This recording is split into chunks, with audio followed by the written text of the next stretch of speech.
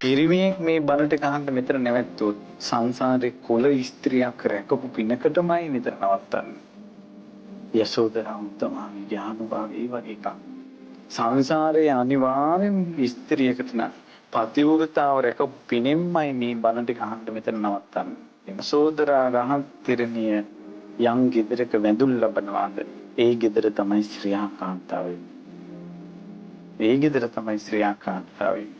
මේ යසෝදරා උත්තමාවියට පහනක් තියන්නත් පිනක් තියෙනවා. මලක් පුදන්නත් පිනක් තියෙනවා.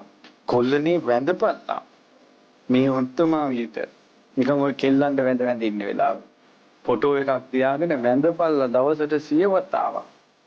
යසෝදරා උත්තමාවියගේ නිකලස් ගී ජීවිතේ පවිත්‍ර ජීවිතේ මෙච්චර අනුභව සම්පන්න ජීවිතේ හැම ගෙදරකම වඳින්න ඕන කියන පණිවිඩේ සමාජයට ගියේ නැහැ. හැම යම් ගෙදරක ස්ත්‍රියක් සිටිනවා නම් යසෝදරාවට වැඳිය යුතුයි. සසරක කර්ම ගෙවෙනවා. බුදුරජාණන් වහන්සේ සරණ ගියා නම් ඒ ලෝතුරා සම්මා සම්බුදුරජාණන් වහන්සේගේ සම්බුද්ධත්වයේ ඉක්මන් කරපු යසෝදරාවට බුදුරජාණන් වහන්සේ ගැන තියෙන බුදු සරණින් අපි වැඳිය යුතුයි. ගරු කළ යුතුයි.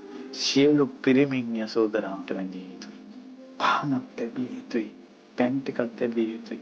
යසෝදරාව ඉස්සරහ තියෙන පැන් ටිකක් පිරිත් යම් කිසි මේ කුමාරියක් යම් කිසි තරුණ කෙල්ලෙක් විවාහ වෙනකල් බඹසර රැකලා මේ උත්තමාවිය ළඟ පහනක් තියලා පතන පැතුමන ඉටු වෙනවා මේ උත්තමාවියගේ දැසට පේන්නේ බඹසර තියෙන කිල්ලෝ මේ අඩවන් දෙන්නට නිත් විවර කරලා මේ උත්තමාවිය බලනකොට ඈත පේන්නේ පතිවෘතා කියන ස්ත්‍රී. යම් කිසි කෙල්ලෙක් මේ උතුම් යසෝදරාවට වැඳ වැඳ ඉන්න කෙල්ලෙකුට කොල්ලෙක් කරදරයක් කරන්න හැදුවොත් ඒ කොල්ලට එක ශාපයක් වෙනවා. ඇයි පවිත්‍ර උත්තමාවියකගේ දියණියකටයි කරදර කරන්නේ?